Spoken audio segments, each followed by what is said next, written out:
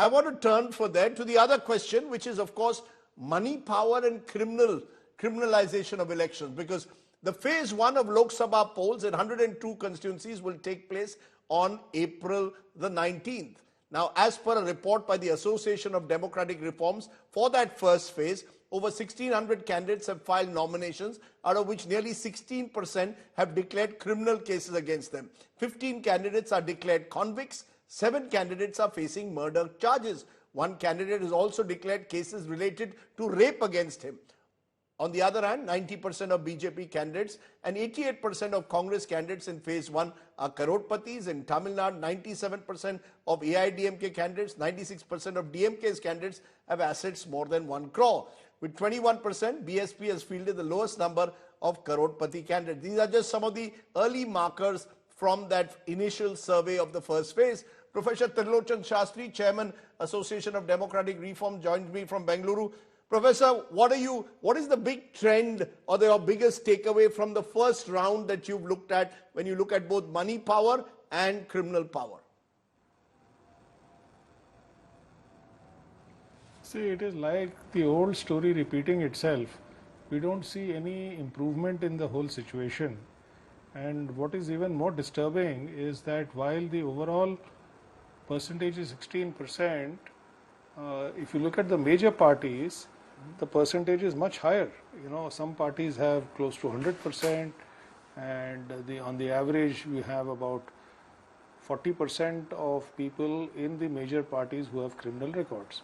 So it is the political leaders of these parties who are giving tickets to such people. No, but are there serious criminal cases responsible for this situation? Are there serious criminal cases, or are these cases? Yes, yes, Rajdeep. Yes, there are serious criminal cases.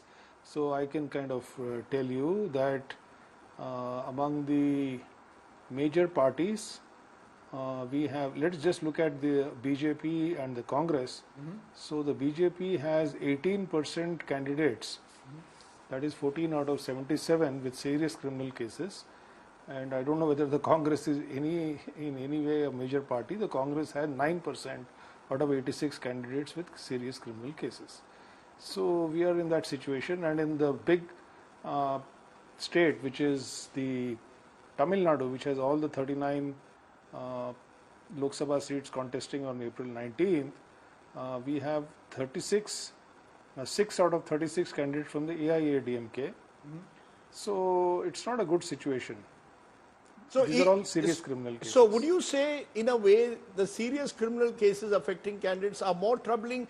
Crorepati candidates, look, there are lots of, you need to be a crorepati today to fight elections. There the question is whether you are declaring your assets honestly or not. Is your fear much more that political parties are still relying on some of these candidates with serious criminal cases against them to win elections, because winnability has become everything? Correct. So Rajdeep, I would like to say something. You're right. I know the crorepati candidates are there. Well, the public can take its own call on that. But on these criminal cases, the Supreme Court has time and again said, and I would just read out one thing from the Supreme Court judgment. That the Supreme Court has said that non-compliance by the political parties concerned to the notice of the Supreme Court will be treated as contempt of court. And the notice is that they shall publish prominently in local media, in the English media, in the social media handle, in the social media, etc., who are the candidates with criminal records, and they shall state in writing and put it on their website why they have given tickets to such people. So our data shows that we have filed 3 cases on this, that mostly the political parties don't even bother to either put out this information for the public, or they don't give proper reasons for why they are giving tickets to such criminal cases.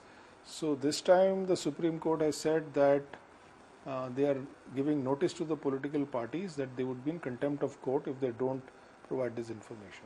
I think that's an impact. You know, the reason we triggered this off is because your first details are coming in. We'll keep coming with every phase to you, Professor Shastri, to understand the patterns emerging. And as you say, a very important point if you are giving a ticket to someone with a serious criminal case, you should be putting it out, explaining to the public why, and you should have perhaps the willingness to be transparent so that democracy is enhanced. Professor Shastri, I'm going to leave it there today. We've had a short interaction. We'll have a larger program on this in the days ahead because there's plenty to talk about as more data comes in those days ahead. Thank you very much for joining me.